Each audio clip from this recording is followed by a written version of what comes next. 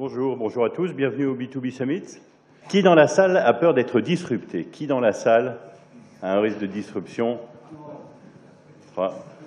D'accord, oui, il y a quand même une quinzaine de mains qui se lèvent. Merci. Donc en fait, la disruption, voilà, on peut en avoir peur, on peut penser que c'est comme un volcan. Pour certains, c'est une question de survie, ça amène un certain nombre de craintes. Pour d'autres, il y a des gens qui montent le long d'une montagne et qui escaladent et qui sont des conquérants. Et donc c'est très très bien. Pour d'autres, le volcan, pour d'autres, la disruption, c'est une opportunité de conquête. Donc voilà, tous les nouveaux métiers, le social selling, les nouveaux usages, les business models, les technologies, on parlera de tout ça aujourd'hui avec plaisir. Et on essaiera surtout de se poser un certain nombre de bonnes questions. Albert Einstein disait si j'avais 1 heure pour sauver le monde, je passerais 59 minutes à définir le problème et 1 seule minute à poser les bonnes questions. Puisque nous sommes entre nous, eh bien, je vais vous parler de ma femme. Hier soir, la femme que j'aime m'a lancé un défi, tout en alexandrin présenté aujourd'hui. Disrupter mon discours toute une journée entière, ça mérite bien un tweet, 140 caractères. Tout ça pour vous rappeler le hashtag du jour, /B2B Summit avec tout comme toujours. Alors, pour pimenter ce jeu bien inspiré aux penseurs, philosophes et auteurs du passé, j'aimerais donner parole pour mieux imaginer ce qu'ils diraient maintenant du fait de disrupter. Imaginons Corneille, s'il devait s'exprimer et parler devant nous d'Internet des objets, des data, des technos et des nouveaux usages. Il lancerait ce cri, il serait fou de rage. Ô rage, ô disruption, tant de technologies! L'Internet des objets qu'on appelle IoT quantifie tout, partout, là-haut dans le nuage, analyse nos données, intentions et usages. Ou encore, nous partîmes 500, mais par un prompt renfort, l'analyse des données prédisant notre sort, nous savions tout d'avance. Les données, quelle aubaine! Elles avaient bien prédit qu'aujourd'hui, au B2B Summit, la salle serait pleine. Alors, pour mieux prévoir, craindre ou anticiper, nouveaux contrats heureux ou clients qui nous quittent, doit-on apprendre à croire, puis à apprivoiser la data science et tous ses algorithmes? Donc, merci Corneille. Donc voilà.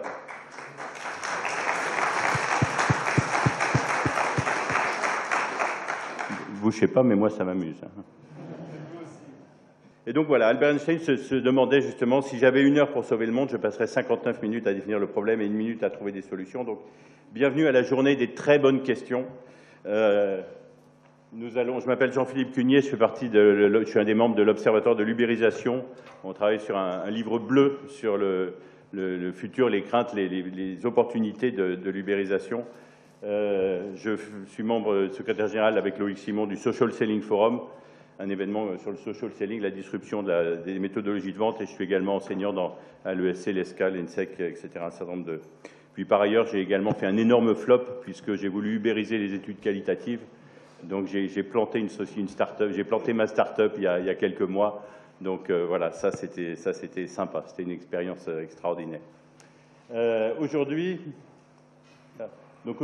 pour se poser les bonnes questions, on va parler de disruption des business models, de réinventer son business model.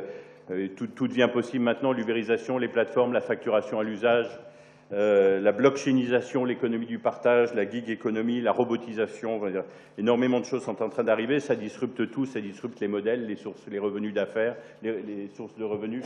Donc on parlera de ça avec Patrice Lobinia cet après-midi. On aura l'occasion de parler aussi de technologie, notamment avec notre keynote speaker Laurent Lancelot-Péquet de Will Strategy, qui nous parlera d'énormément de technologie. On parlera de la disruption de la relation client, du commerce conversationnel, des interfaces vocales, d'intelligence artificielle, enfin de choses absolument variées. Les grands groupes, évidemment. Alors tout va très vite dans les technologies, évidemment. Les grands groupes, les relations start-up grands groupes. Comment faire? J'avais un chef d'entreprise d'un très grand groupe qui me disait récemment que il s'était intéressé, il s'est dit c'est pas grave, les startups elles sont en train de disrupter un peu nos modèles, mais c'est pas grave, on attend un petit peu et puis on les rachète. Et en fait, non, on peut plus vraiment facilement racheter de startups. Les startups maintenant elles disent aux grands groupes, eh bien écoutez, Le grand groupe va voir une start-up, lui dit « Vendez-moi vos produits », la start-up dit non. « Vendez-moi votre entreprise », la start-up dit non. Mais alors pourquoi? Qu'est-ce qui se passe? Eh bien, la start-up dit « Écoutez, vous êtes McDonald's et moi, je vais vous tuer, je vais devenir McDonald's à votre place. » Voilà, donc de plus en plus, les start-up ont cette ambition mondiale de conquérir le monde, donc c'est très intéressant, elles n'ont rien à perdre. C'est très intéressant d'analyser un petit peu tout ça. Aujourd'hui, le programme, alors donc le hashtag B2B Summit, on espère qu'on sera trending topic assez rapidement aujourd'hui. On a ici à gauche un tweet wall, donc l'ensemble des tweets que vous publiez sera rediffusé sur cet écran-là, donc vous pouvez raconter des blagues et tout, c'est sympa. Ensuite, on a évidemment un grand nombre de sponsors et d'organisateurs qui ont rendu cet événement possible. C'était une grande organisation quotidienne. Donc évidemment, Areci, Companeo, Ceradar, GetPlus, Infopro, Digital, Oracle, Newslead et Stein IAS, et puis un grand nombre de partenaires ici présents. Nous aurons, voilà, alors comme je vous le disais, on va accueillir Lancelot Péquet tout à l'heure, qui est fondateur du cabinet Willis Stratégie, spécialisé dans les nouvelles pratiques des entreprises et du secteur public. On aura 27 workshops, il y aura 3 sessions qui commenceront à 3 horaires qui sont ici. 3 sessions avec les 8 partenaires qui vous proposent des workshops. En tout, ça représente 27 workshops toute la journée. 13h à 14h, ouf, on pourra faire une pause déjeuner, avant de repartir avec des interviews vérités, avec des interviews confessions, où la rédactrice en chef de e-marketing viendra interviewer sur ces fauteuils que vous voyez là un certain nombre de décideurs. Ensuite, une table ronde organisée par l'usine digitale. Et on viendra vous parler avec mon ami Patrice Lobigna justement des business models, de la disruption, comment réinventer, comment disrupter, comment pivoter, comment créer, comment imaginer, comment transformer son business model. Et ensuite, évidemment, vous avez reçu tous un email avec l'application Swapcard, qui est un des partenaires de l'événement. Swapcard vous permet en fait d'échanger votre carte de visite entre vous. Vous connaissez ce genre d'application qu'on voit sur un grand nombre de salons. C'est un petit peu un réseau social parallèle. Est-ce que Swapcard deviendra le prochain LinkedIn français? On verra. En tout cas, ils réussissent assez bien. On est content de travailler avec eux.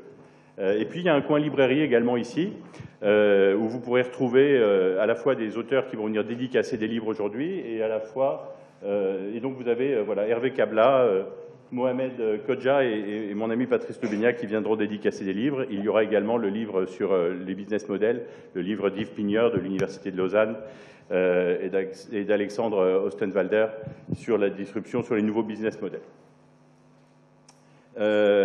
Frédéric Bascunana nous fait le plaisir d'animer un coin vidéo où justement, si vous êtes marketeur dans un grand groupe, que vous avez des questions très pertinentes à poser, des sacrément bonnes questions sur le futur, sur le devenir de votre industrie et de vos métiers, eh bien vous pouvez rejoindre Frédéric.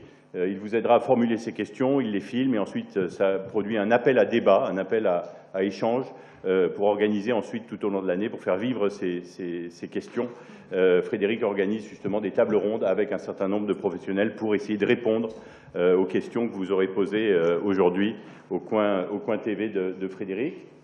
Et donc, voilà. Donc on accueille maintenant, si tu veux bien, Lancelot de Willis Stratégie, cabinet spécialisé dans les nouvelles stratégies d'entreprise.